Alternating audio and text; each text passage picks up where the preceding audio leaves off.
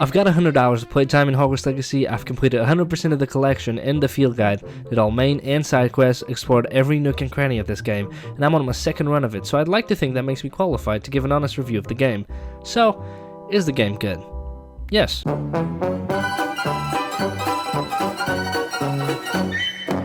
JK. Rolling. I started the game as a Ravenclaw character, wanted to be true to my Pottermore account, so that's what I went with, before finding out that it turns out that's the worst house to be in. Honestly, I don't really care, I enjoyed it nonetheless, so if you haven't played the game yet, don't listen to these worthless articles, focus on your own experience. That's what I did, and I had a blast. The character creator is quite good, nothing too exceptional though. The customization is what you'd expect from today's standards, customized hair, complexion, skin color, eyes, and all that jazz. However, something that I've realized is that I think it's quite weird that the male characters possess what seem like almost model-like features while the female characters are made to look a lot more childlike in comparison.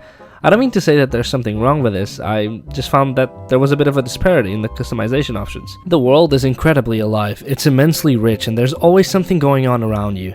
From conversations between characters, students either playing around, practicing Quidditch, ghosts going around the castle, and even overly aggressive statues that beat each other up.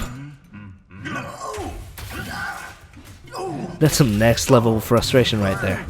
If you take the time to fully appreciate the world and pause for a moment, wherever you might be in it, it allows you to value the detail put into this game, especially when you realize the scale of it.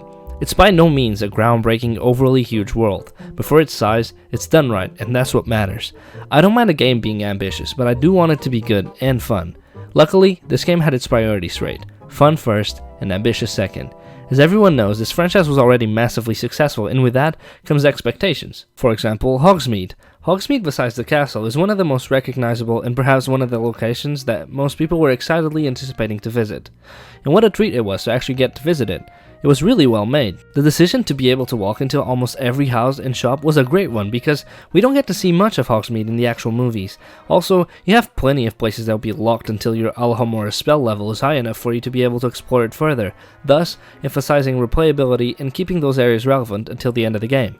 The one thing that bothers me about Hogsmeade though, as well as a few other areas, is the fact that there's a flight restriction for some reason. I get it with the edges of the map, but other than that, I tried hard to find a reason as to why that might be the case, but I couldn't see any.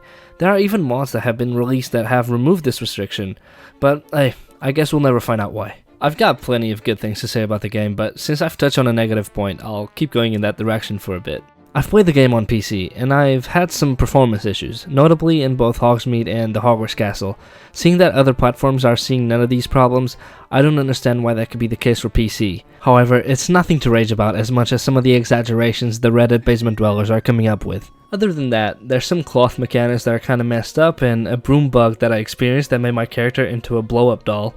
And lastly, the lighting was very messed up at times. If you came out of a dungeon or an indoor space and the outdoors were bright during daytime, your screen would flash because of the contrast of the environments, and at times, if your character's hair is too bright, like bleached blonde, it'll just look very out of place. The only other point that I'm negative about is the main story. Spoiler alert, if you do not wish to know about the story and be spoiled, pause the video now and skip to the time on the screen. The story's not bad, however, it's not great enough for me to actually care about the end result. First, I know jack shit about how my character came to Hogwarts and why he came so late.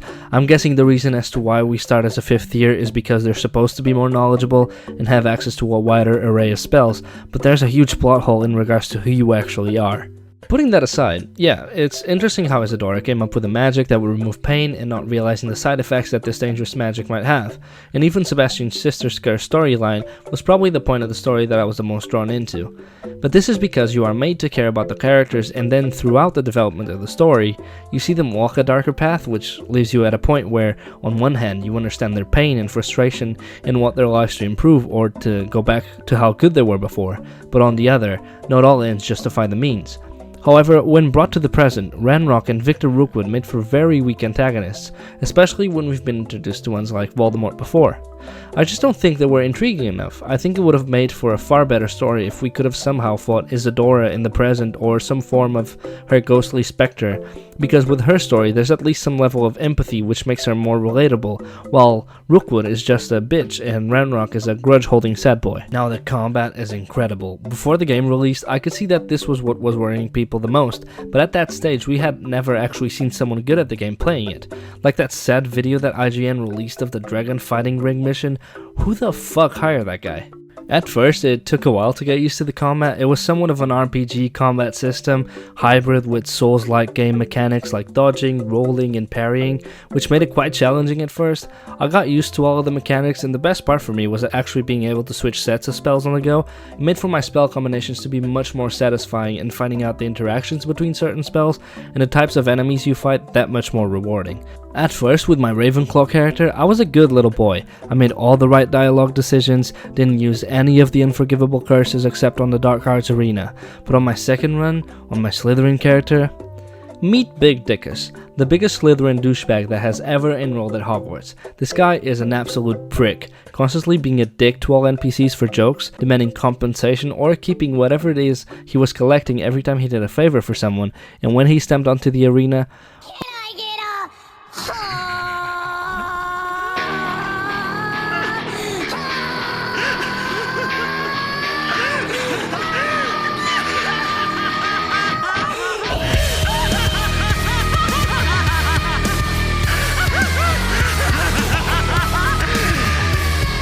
yep, combat's dope. Flying is probably going to be your main method of transportation you'll have in this game. Safe to say that's what I used all the time. I love the races, but it's a bit lacking since there's only 3 challenges besides the one flying related side quest in the game. I expected to have more content relating to flying since we already knew that we were not getting Quidditch. I would have even been happy with something like the rings in the PlayStation 1 Harry Potter game, but hey, it is what it is. I ended up not using my mounts as much as I thought I would. I can't really point as to why. I just like broom riding more, I guess. There's just something about having a big thick stick in between your legs that makes it much more of an adventure. There are plenty of activities to do besides the main quest storylines. You get to meet a few of your classmates during these, and you actually gain access to more spells through side quests, and you get to know more about the lore of the land. You have activities like Merlin trials, ancient magic hotspots, treasure vaults, landing platforms, astronomy tables, bandit camps, breeding and capturing animals, customizing your room of requirement, and a few others that are related to your side quests. Something that's fun for a while but gets old quick are the Merlin trials, especially because it requires a consumable, Mallowsweet leaves, that you can grow through your herbology table at your room of requirement. If you are completing these and you happen to run out of leaves, you gotta go back to your room of requirement, wait 10 minutes for the plant to grow, and then you can resume them. I don't actually get this, especially on a single player game. If you're playing an online game like an MMO, I completely understand why something like this would have time limits since you don't want players to go through all of the content so quickly, and you want to make the experience more of a journey. Nevertheless, this is a single player game, so why would I have to wait for my plants and potions to be made? Since there's no competition, it just feels like a barrier for the sake of having a barrier. The rest of the content is actually pretty fun. It encourages exploration, and since there's so much that you can do, many of the times you end up getting sidetracked from the thing you were actually trying to get done in the first place. Another big W for Hogwarts Legacy was the implementation of transmogs. Being able to change your look to whatever it is that you liked was a really good choice. I've always had the stance that the least amount of barriers you have in a game and the more agency you give to players, the better, as long as it doesn't break the flow of the game and it still keeps the theme of it going. Personally, I wanted my characters to look like normal students, so much of the outfits that I have, even though I have all of them, I never use them at all with the exception of the relic house robe you get by completing one of the hardest side quests in the game. Look at this Ravenclaw robe, it looks insane. However, some of the other customization options look really cool. I personally love that you can even customize the type of wand handle you have. I most likely spent more time on that than I did on any other type of customization for my character. I just wanted to be a regular ass student at school, so I could blend in. Everyone else is wearing the normal uniform, so shall I. At most, I'm wearing regular boring black gloves. I just add, the fact that you can also upgrade your equipment to add more offense value and to include some extra perks to each piece of gear adds another layer of customization that pushes you just a tiny bit more in the direction of feeling like a really powerful wizard. If Avalanche makes more games in the wizarding world in the future or adds more content to Hogwarts Legacy, these are the improvements I'd like to see. First, the combat arenas need more challenges. Per combat arena, you only get one layer of challenge, which I thought was very underwhelming. I expected it to get much harder and for the enemies to at least scale with your level. Number 2 is the map. Although it is quite good, when doing my completionism chores, it got very confusing at times. I think it would have been better to just have an option where you could sort out what you wanted displayed on the map.